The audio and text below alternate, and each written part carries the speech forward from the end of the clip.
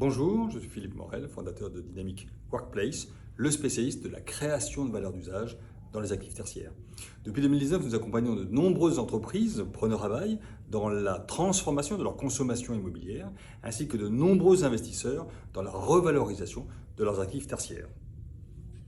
Grâce à notre référentiel de valeur d'usage unique, basé sur notre expérience d'opérateur d'espaces partagés, nous auditons la performance réelle des actifs et déployons les plans d'amélioration simples, concrets, économiques. Voyons cette semaine les points clés du pilier digitalisation des usages. Convergence des réseaux, collecte des data d'usage, applications servicielles de réservation et d'animation des résidents, outils de data visualisation pour les équipes d'exploitation. L'industrie immobilière connaît aujourd'hui une révolution technologique. Mais les solutions technologiques sont très récentes, communiquent mal entre elles, les process de mise en place sont encore peu fiables et l'obsolescence est très rapide. Globalement, le résultat final est assez mitigé. Quels sont les trois grands irritants constatés ?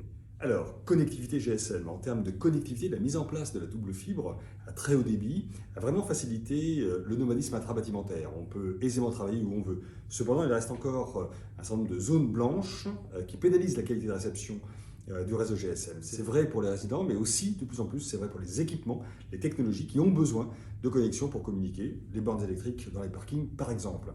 La mise en place d'un mobile indoor peut réduire sensiblement ce phénomène. Second point, la connaissance technique du fonctionnement du bâtiment. En termes de connaissance des installations, la maquette numérique est encore rare. Elle permet de visualiser parfaitement le bâtiment et d'assurer une bonne conservation des DOE.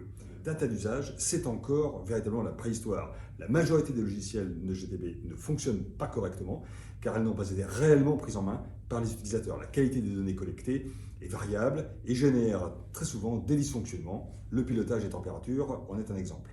Alors justement, second levier, la collecte des data d'usage et le pilotage des plans d'action, notamment du plan de sobriété. Avec les plans de sobriété notamment, les utilisateurs découvrent la nécessité de visualiser des informations liées au fonctionnement du bâtiment et à l'usage qu'ils en font.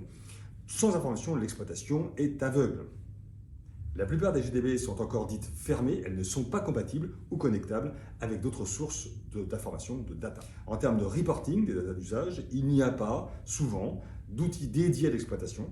La mise en place du BOSS qui utilise la maquette numérique et collecte la data de toutes les sources d'informations, GTB, GMAO, ticketing, outils de réservation, applications servicielles, est une petite révolution mais reste encore très rare.